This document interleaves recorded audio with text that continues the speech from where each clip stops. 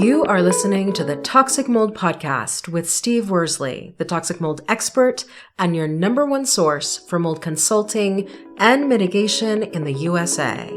Let's dive into a brand new episode. Before we get started on this episode, here's a not-so-short disclaimer. While all attempts have been made to verify the content provided in this podcast, neither the podcaster or the producers assume any responsibility for errors, omissions, or alternative interpretations of the issues discussed here. All information stated in this podcast is the opinion of Steve Worsley. Steve Worsley is a mold specialist with over 25 years of experience in the construction and mold industry. The Toxic Mold Podcast is for information sharing purposes only. The views expressed are those of the podcaster and his alone. These views should not be taken as expert instruction or commands.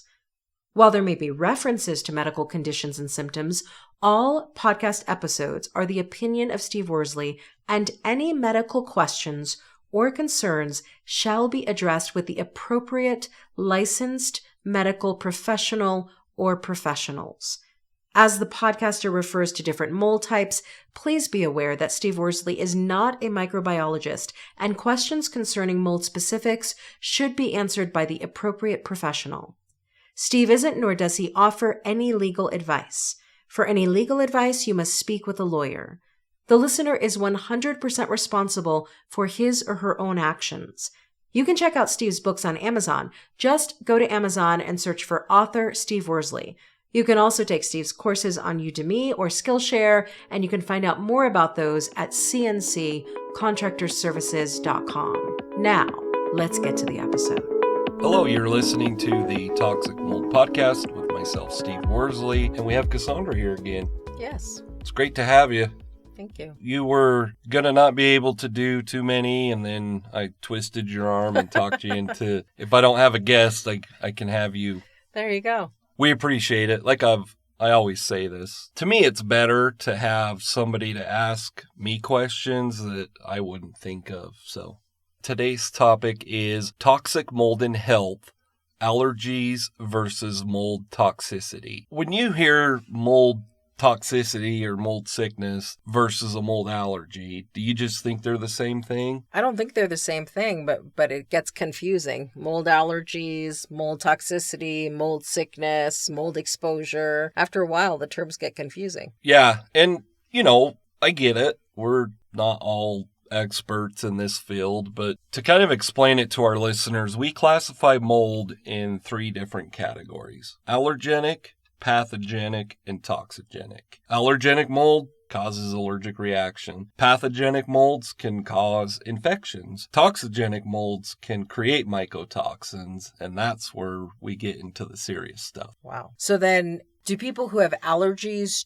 to mold or allergies that spring from mold eventually get to mold toxicity? Not to answer it easily, no, because, it would have to be a toxic mold to cause that. Okay. So if that person is only ever being exposed to a mold that cannot produce mycotoxins, then no, in my opinion, it cannot get to mold toxicity. It would just be allergies, and they would just have more extreme allergic reactions. Now, that could be very extreme. I mean, people could be allergic enough where you have to have what's that Inhaler. little shot? Oh, no, steroid, right?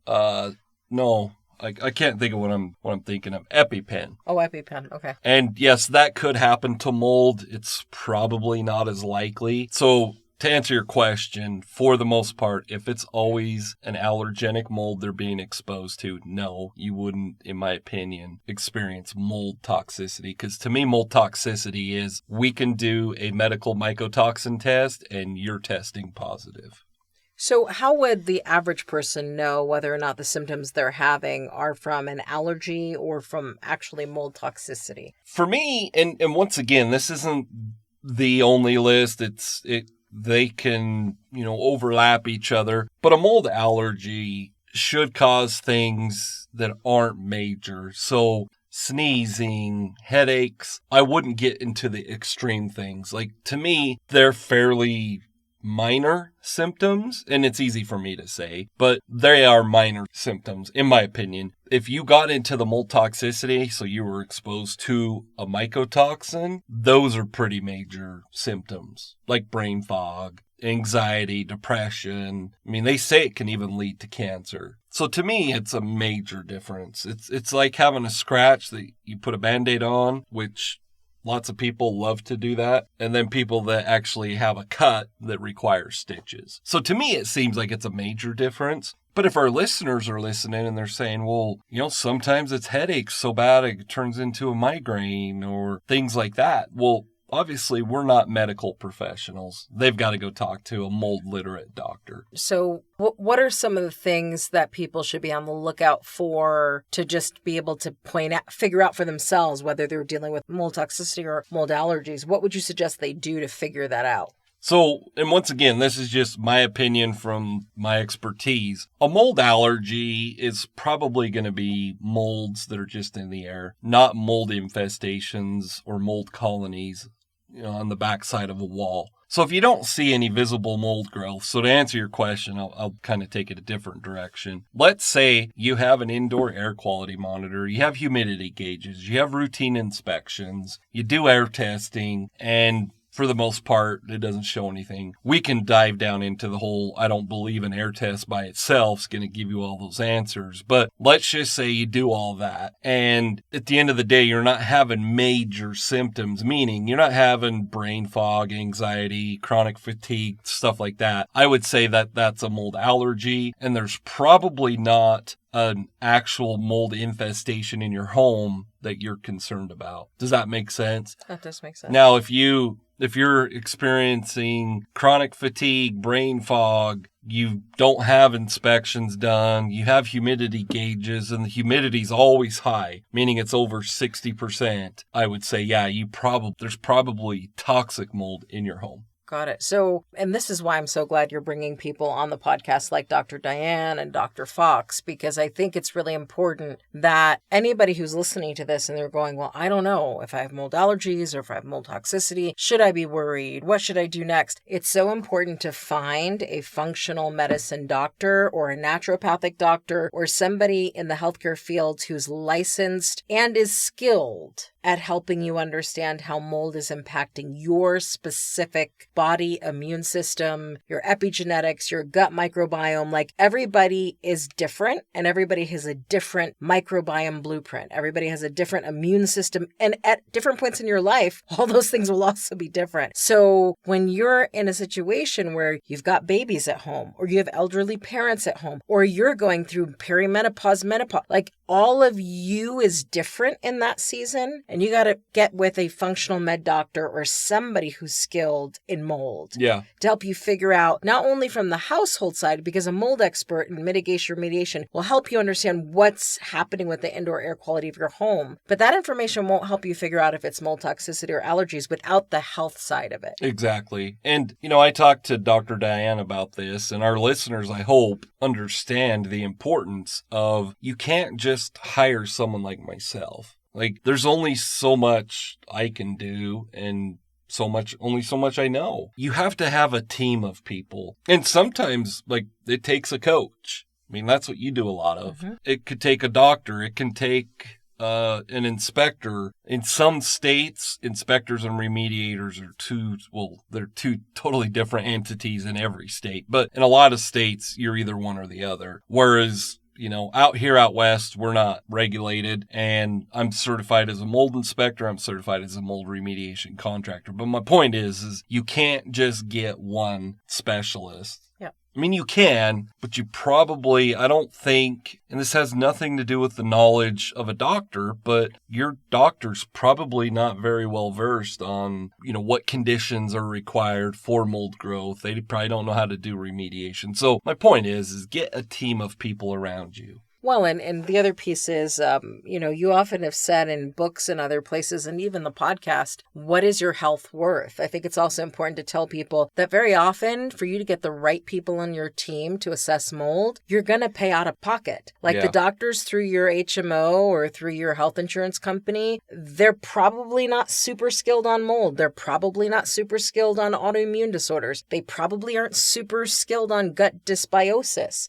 Right. You have to be willing to invest invest in your health. And especially if you are immunocompromised or if you have small children, like, you do not have time to waste. Yeah, and I get it. Like, we all have to make money, but on the other hand, like, I get it. Some people can't afford to pay for the services. But on the other hand, and I say this all the time, I don't know if I've ever said it on the podcast, but I'll go broke fishing, not working. Mm-hmm. And that doesn't mean I'm not going to help people out. I help a lot of people out that can't afford certain things. But at the end of the day, we have to make money. It's difficult. I get it. And, it's not an issue that we can solve, but if insurance would cover these doctors, that would probably help a lot. But even in my field, we deal with insurance companies that don't want to pay. So on the home side, so it is very difficult. Like you said, if you have little ones around, and when I say the medical experts, they're looking at mold exposure and autism and ADHD and stuff like that. So my point is it might not be affecting, let's say, us as the parents, but it could affect the children. And there's studies, once again, they call them white papers, but there's studies that show like even exposure for an entire childhood can cause some major issues.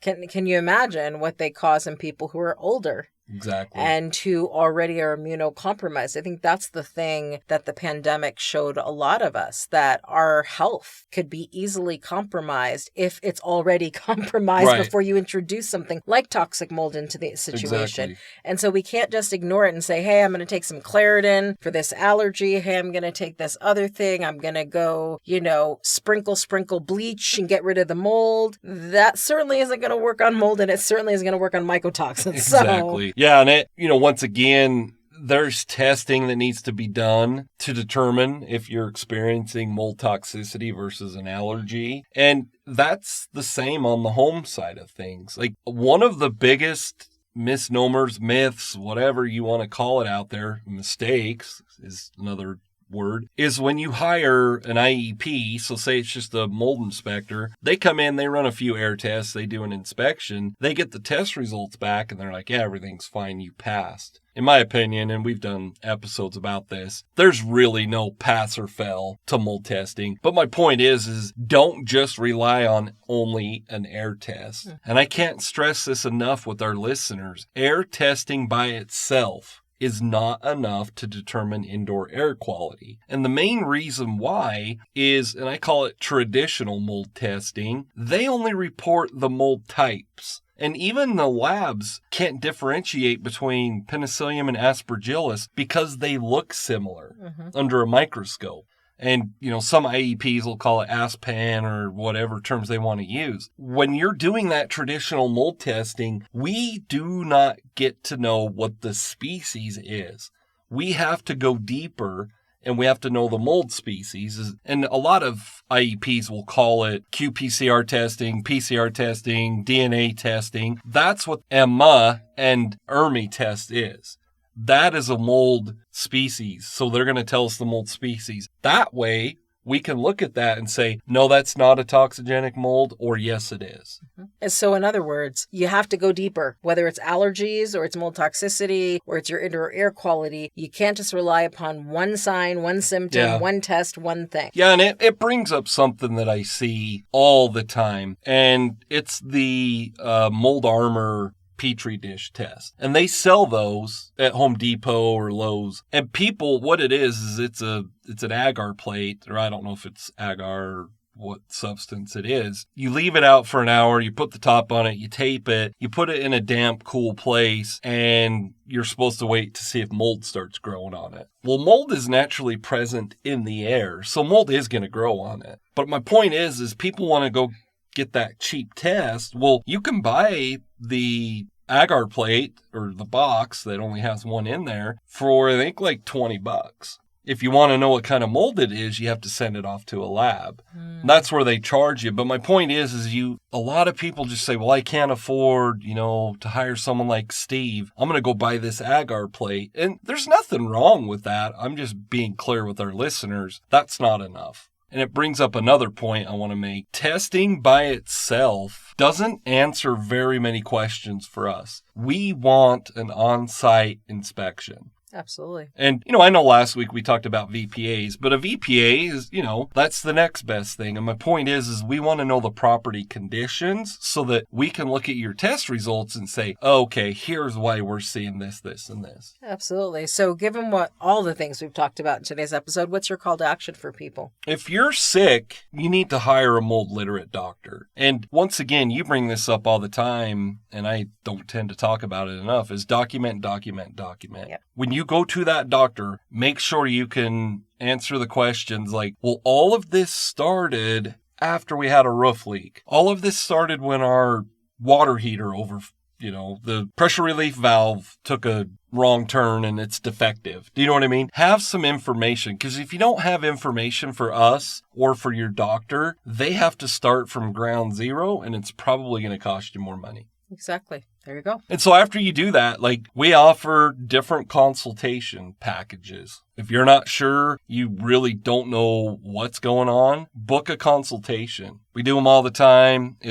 You'd be surprised how much information we can gather. We send a questionnaire out, and then it's a 90-minute, depending on what you book. It's a 90-minute consultation, and we gather a lot of information. And we help you figure out what next steps should be taken. If you're having issues, we can honestly probably save you a lot of money in unnecessary testing, because I'm big on, if we find a mold infestation, I don't think it should be tested.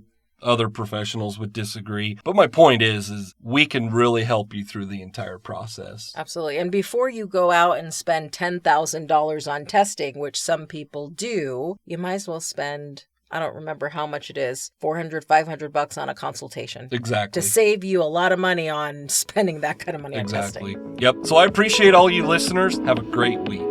Thank you for listening to this episode. Make sure you go to our website at cnccontractorservices.com and sign up for the mold investigation checklist. Again, go to cnccontractorservices.com and get your free mold investigation checklist today. You can also, on cnccontractorservices.com, find out more about Steve's courses and books and consultations.